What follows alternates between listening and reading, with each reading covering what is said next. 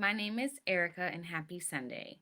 So, this episode, I would like to talk about how I, as a doula, provide emotional support and what I can help teach my clients on how they can practice that themselves. So, emotional support during pregnancy, you're going to have a lot of hormones. Why? Because physiologically, your hormones are changing, and that hormonal change causes you or causes women to become more emotional, more moody, more happy, more sad, all over the place, a lot more than your average or your normal non-pregnant woman. So how can we mitigate this? I recommend a couple of things. So one of my favorite things I do personally is journaling myself. This isn't my exact journal. I know it's not anything fancy, but this is just for example purposes. I journal a lot. I journal what my feelings are because sometimes we want to communicate them, but we don't always feel like another person will perceive us or receive it the way we're intending to communicate it. And or we don't really want to tell anyone what our feelings are. We want to express it or get it out, but not let anyone know and in secrecy. So, well, secrecy to an extent. But either way, this is a really good example. Journaling. Also, I want to teach my clients to set their intentions of what they envision their birth to be. On one hand, we have your birth plan, right? And on the other hand, we have intention setting. So they're synonymous. They're not synonymous, but they are complementary, meaning they can be good without the other. However, they really are beneficial when they're together, or they can be together and go really well together. So, a birth plan, you talk about like what you certain things that you want to happen versus all the things that you do want to happen, and to the most part, or for the most part, you're not flexible on any of these things. Like you don't want vacuums, you don't want forceps, you don't want an epidural. You always want your doula in the room. Like that will be a part of your birth plan. And that's great to have that. And again, on the other hand, you have intention setting. So there are times in your pregnancy where your mind will kind of go all over the place. Like you're really frantic, you're kind of emotional, you're worried, you're concerned. How will I be as a parent? Will I be able to handle the pain? What have you? Setting your intentions, aka this is what I do.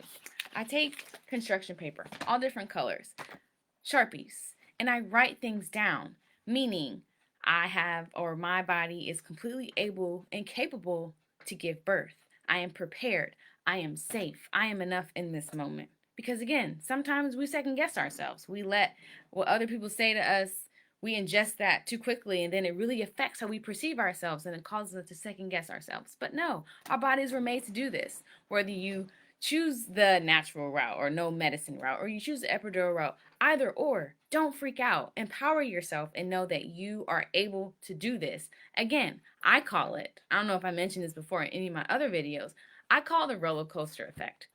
Meaning, I live in Ohio and we have the biggest roller coaster I've ever been on is the Millennium Force. And like there's a moment in the millennium, or when you're getting, you're out of line, you're in the seat and you hear the clink, it's like, oh crap, I'm really in this thing.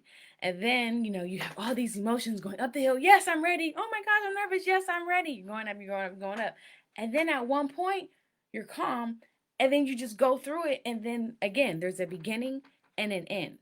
That's how pregnancy is, and that's how labor and birth is. Are there times when you're going to be so nervous or like you can't tolerate it? Absolutely. But that just means you're closer to the end. The more pain you have during labor, pretty much for the most part, and healthy birth means the baby's coming. The baby's coming a lot faster than when your contractions were a little less than this. So, how are we going to deal with this? We're going to set our intentions.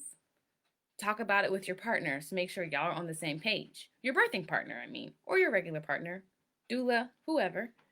Write them down. The more you take in something in your environment, or if something's running down and you pass it, your subconscious will always be taking that in. That is how subliminal advertising works. Same thing with intention setting. So instead of pushing you to go buy something, push you to think higher and better and more empowered of yourself to give birth.